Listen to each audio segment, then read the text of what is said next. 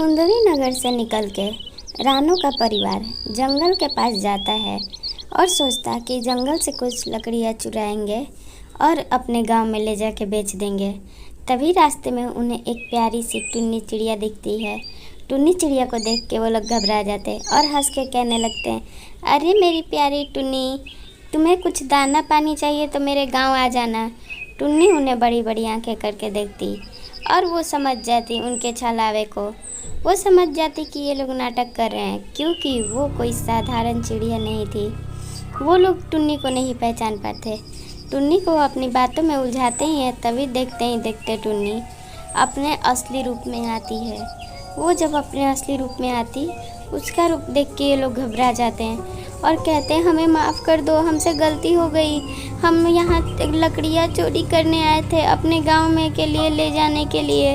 हम लोग गरीब हैं, हमारे पास कोई काम नहीं और हम गरीब को कोई काम भी नहीं देता। खुद ही सारी बातें अपनी बता देते हैं। उनकी ये सारी बातें सुन के वो भूतिया चिड़िया कहती है कि गरीबी का मतलब ये थोड़ी कि आप लोग चोरी करो। और फिर वो एक इच्छाधारी नागिन का रूप ले लेती है। नागिन उनसे कहती है कि तुम्हें घबराने की ज़रूरत नहीं है। मैं तुम लोगों को एक शर्त पे कुछ शक्तियाँ दूंगी। अगर तुम लोग उस शक्तियों की गलत इस्तेमाल ना करो तो मैं तुम लोगों को शक्तियाँ दूंगी कि तुम्हारे घर में तुम लोग जो भी चाहोगे वो तुम्हें मिल जाए, लेकिन तुम उनका फ़ायदा मत उठाना। जितने भी आसपास के गरीब हैं उनकी मदद करना। वो लोग तुरंत हुकारी भर देते हैं, बोल देते हैं हाँ हाँ हाँ, हम लोग करने के लिए तैयार हैं। वो नागिन कहती, लेकिन सोच समझ के बोलना। अगर तुम लोगों ने मेरे साथ छल छपट की तो फिर तुम लोगों की खैर नहीं। वो लोग कहते हैं नहीं नहीं, हम लोग कोई ऐसा काम नहीं करेंगे जिससे आपको गुस्सा आए। वो क्या करती कि उन लोगों को कुछ शक्तियाँ देती। शक्तियाँ देने के बाद वो समझाती, लेकिन ये शक्तियाँ तुम लोग यूज करोगे तब तुम लोग किसी पे गुस्सा मत करना।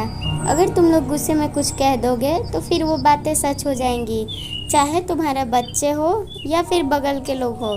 कितने भी वो शैतानी करें या कुछ भी तुम्हें बोल दे नाराज़ होके, तुम लोग उन्हें गुस्से में कुछ मत कहना, क्योंकि तुम्हारे मुंह से कही हर बात सच हो जाएगी। इसलिए सोच समझ के तुम्हें रहना है और अच्छाई के रास्ते पे चलना है। उस नागिन की बात मान ये लोग तुरंत हाँ बोल देते हैं और बोलते हैं कि हम लोग अपने गांव जाके इन शक्तियों का अच्छे से प्रयोग करेंगे, क्योंकि वो लोग भी गरीबी देख चुके हैं।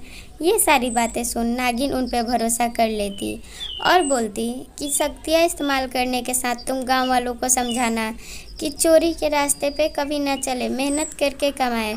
वो लोग उनकी बात समझ जाते हैं और अपने गांव की ओर जाने के लिए आज्ञा मांगते हैं।